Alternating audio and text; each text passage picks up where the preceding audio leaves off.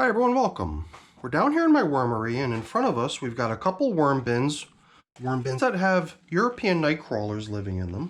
My abbreviation for European nightcrawler is ENC. So this is ENC bin number 1 and ENC bin number 2. They're both the same age, and as of today they're now 55 days in service.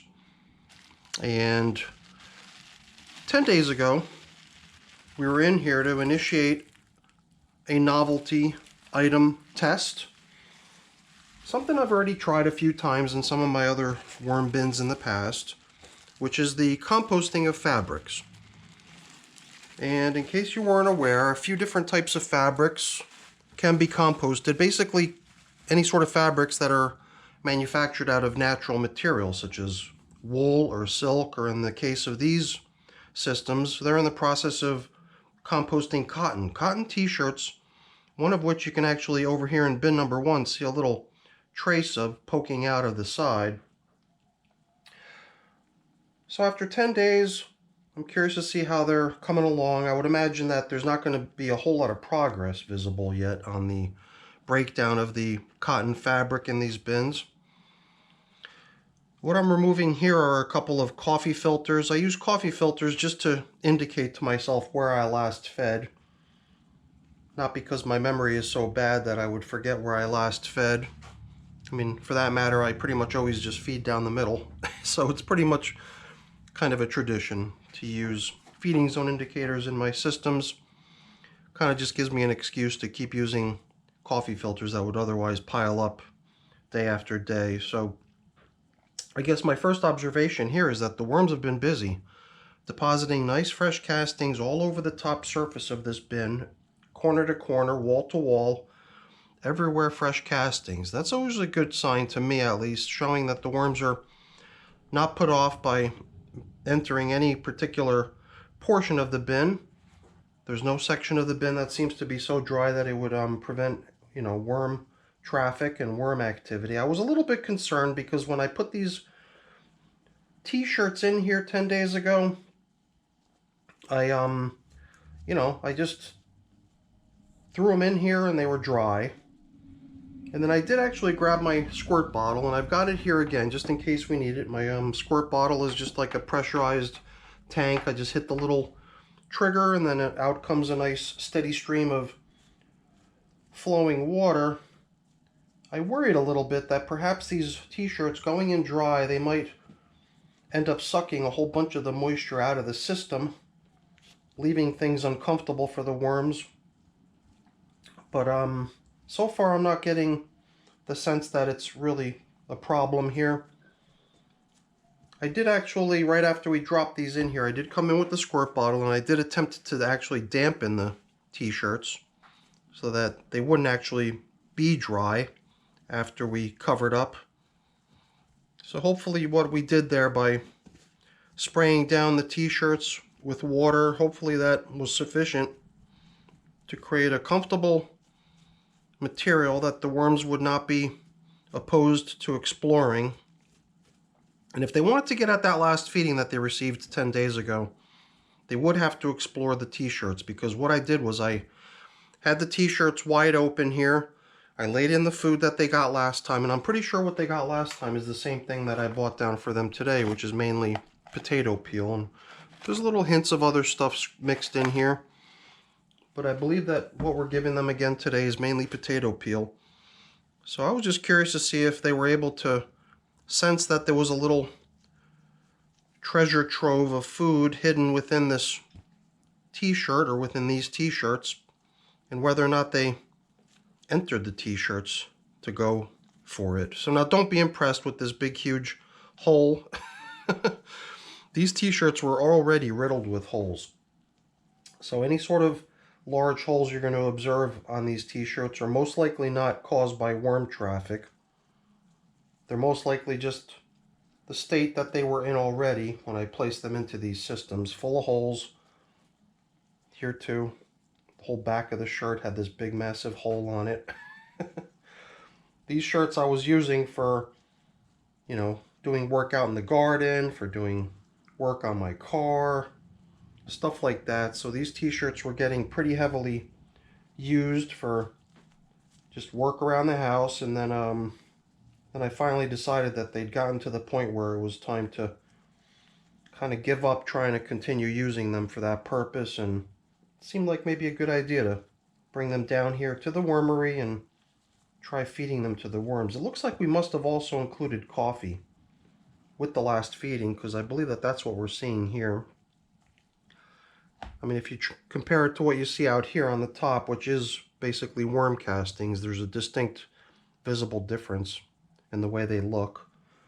Coffee is clearly black in color, or very close to being black in color, compared to the worm castings that are a little bit more brown. So I'm definitely seeing leftovers of the food that we gave them 10 days ago.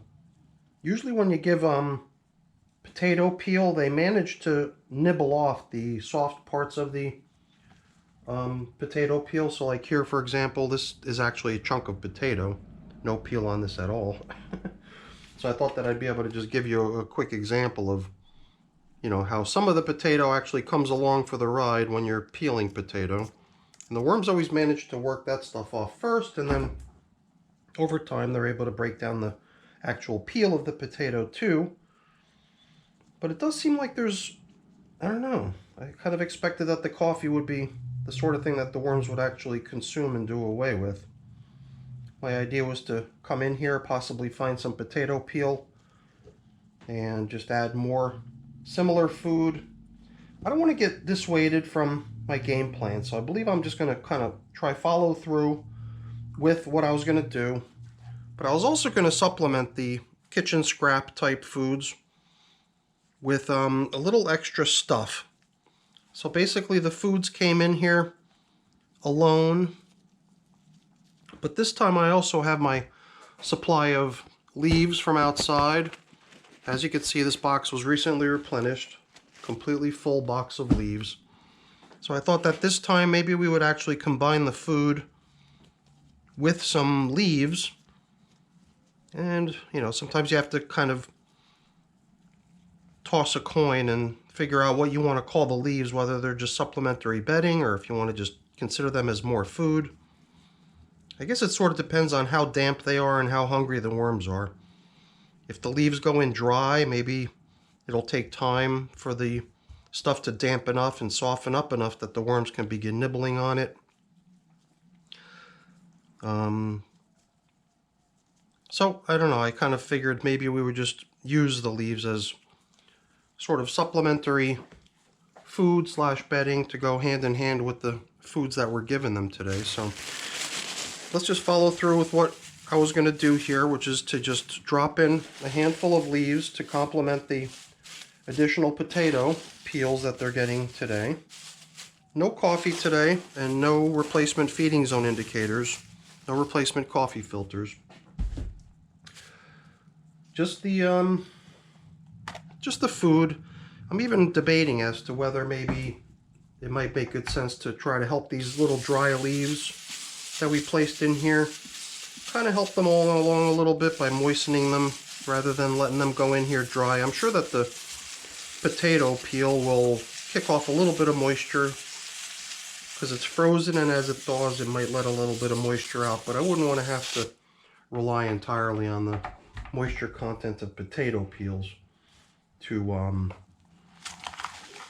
get this stuff to the point where it's not going to cause dryness. So let's see, let's get the last of this stuff out of here. It does look like there was a couple additional little scraps of this and that mixed in here, which also includes some lemon peel, it seems. So I guess I'm bringing my clean hand in here to break apart some of this fairly frozen solid potato peel. There's like some cucumber peel in here, not a whole lot of it, but a little bit of that too. A little piece of lemon peel here. Perhaps only one piece of lemon peel. Do we want to share? Throw another piece of it over here. And it felt to me like maybe bringing a little handful of potato peel over from bin number 2 to bin number 1 would be the way to balance out the quantity to make it even. So I think that's going to be their feeding today. Like I said, no coffee today. In fact, I didn't even bring my worm chow over here. A lot of times I'll include worm chow down in my feedings, but I figured, you know, if we're bringing in leaves, why don't we just leave it at that? But the one thing I do have here, which is my grit, I think I'm going to include some pulverized eggshell with the food. I don't recall, I mean, I did breeze through the video from last time, so I don't recall if we applied much, if any, grit to the last feeding. We probably did, but just in case, I figured I would add a little bit more so that if the worms come in to eat some of that potato, they've also got the grit that they need to break down the foods that they're eating. So before we cover up here, replace the feeding zone indicators to show ourselves where we last fed, not that we would have such a hard time finding our way back, I figured let's take a quick peek on the outer edges of each of these systems to see how things look. It's so nice and fluffy. All the material that the worms are inhabiting out here is really nice and damp, nice and fluffy castings. A little bit of bedding type material mixed in here and there, but I guess, you know, I guess I'm trying to just gauge it relative to the age of the system being 55 days of age, not even 2 months old. These systems do feel like they've kind of taken a huge, giant step forward, converting a huge amount of the bedding that made up the systems originally when they were first launched to mainly castings, almost castings only out here. Pretty amazing. Yeah, you know, I believe that for that particular reason alone, I think we're going to also do something that I do sometimes, which is to add even more bedding type material. So it's kind of nice that we added leaves to the feeding, and whether or not they treat that as bedding or just more food, I don't know. But I kind of thought that maybe at the end, since I've got my box of leaves here anyway, maybe another good idea would be to sprinkle leaves throughout the bin or across the entire top of the surface of each bin to also serve as a little bit of supplementary bedding. And then at some point, maybe during the next check-in, all we'll do is we'll blend all that stuff straight into the material at large so that it doesn't end up just being castings only, so that the material still has a pretty good concentration of bedding type materials mixed in with what at this point seems to be a very high concentration of castings material. Pretty incredible, actually. Usually for a system that's not even 2 months old, I would generally not expect to see so much of the system's original bedding already converted to castings. So I think just in the interest of keeping up with the worms and the nice breakneck pace that they're maintaining here in these systems, it would make good sense to pretty generously come in here with a couple handfuls of leafy matter, simply spread it across the top, and here too, maybe it would make good sense to introduce a little bit of additional moisture, spray the stuff down a bit, just so that it doesn't end up acting as a sponge and absorbing a whole bunch of the system's moisture into itself, leading to a somewhat uncomfortable environment for the worms. Although I must say, the material in these systems really does seem almost perfect in terms of how fluffy it is, the moisture content, and everything else. I've got a feeling that the worms are pretty comfortable throughout. Once again, turning back to the evidence we already observed, which was the presence of castings everywhere. No matter where we looked, there was just castings everywhere. So this might be my excuse to rinse a little bit of the stuff off my gloves as we come in here with just a little bit of moisture to complement this dry material we've coated the top surface with. And for a 55-day-old bin, I don't know, I would have to say that it receives high marks for the progress that it seems to be making at this early stage of its life. I don't know, at this pace, I wonder we're going to find ourselves needing to harvest the castings and move the worms out and find them a new place and get them started on a fresh batch of material soon. If they keep going at it at this rate, they're going to kind of eat their way out of available room in their bins, and we're going to have to grab all their lovely castings and get them into something new soon. I don't know. I don't want to jinx this situation here. It does seem that way to me, though. Sometimes I worry about singing the praises of something only to find the next time I come back to see that I was a little bit